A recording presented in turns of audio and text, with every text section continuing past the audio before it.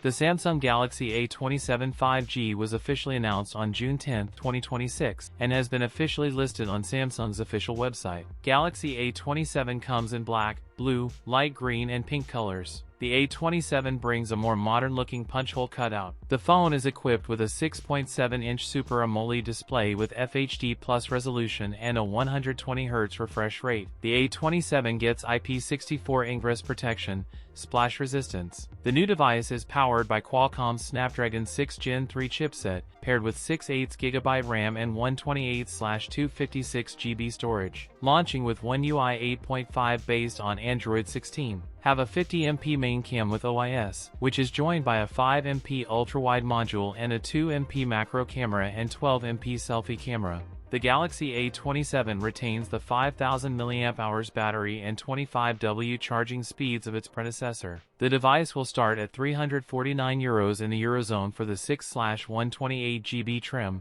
while the 8/256GB version will allegedly go up to €439. That's it for today's video. If you enjoyed it, don't forget to like, comment, and subscribe for more content. Thanks for watching, and I'll see you in the next one.